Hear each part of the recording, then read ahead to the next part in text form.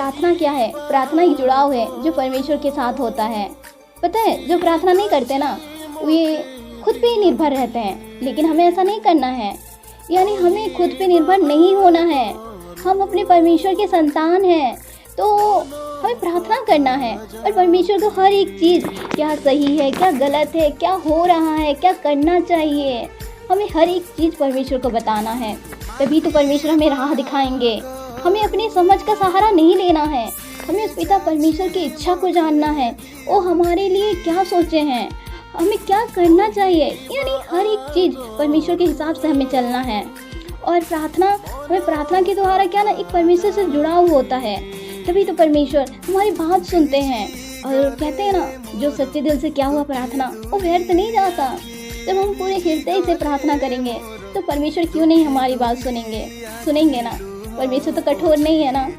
जब हमारा हृदय इतना कोमल, यानी हम अपने आप को इतना विनम्र करके परमेश्वर से विनती करेंगे, तो परमेश्वर क्यों नहीं सुनेंगे हमारी प्रार्थना, और वो हमारे कार्यों को सफल क्यों नहीं करेंगे? ज़रूर करेंगे।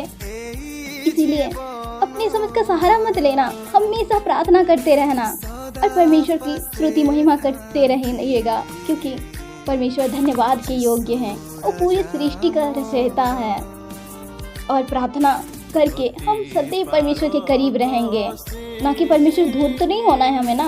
हमें परमेश्वर के करीब रहना है। हमें परमेश्वर के परिवार में से एक बनना है। और कहते हैं ना, एक इंसान हमेशा सांस लेता रहता है, लेकिन जब उस इंसान का सांस एक पल के लिए भी अटक जाता है ना, तो उसको घुटन महसूस होती है। यानी उसे ऐसा लगता है कि उसका जान निकल रही है। तो ये जो हमारी श्वास है, हम लोग हर समय लेते हैं हम जीवित रहने के लिए। तो इसी तरह हमें परमेश्वर के करीब रहना है। यानी जैसे हम लोग श्वास लेते हैं, वैसे ही हमें इन्हीं टाइम प्रार्थना करना चाहिए। तभी तो परमेश्वर के करीब रहेंगे ना। हम जानते हैं परमेश्वर के कितने भक्त, हम बाइबल में पढ़ रहे हैं कि कितने भक्त दिन रात परमेश्वर में मगन रहते हैं। हम जगत में होके इतना कुछ तो नहीं कर सकते, बट कोशिश तो कर ही सकते हैं ना।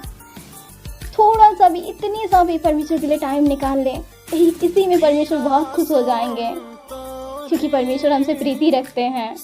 हमारे लिए वो क्या और वो करने वाले हैं जिसकी कल्पना हमारे में नहीं है। आमीन।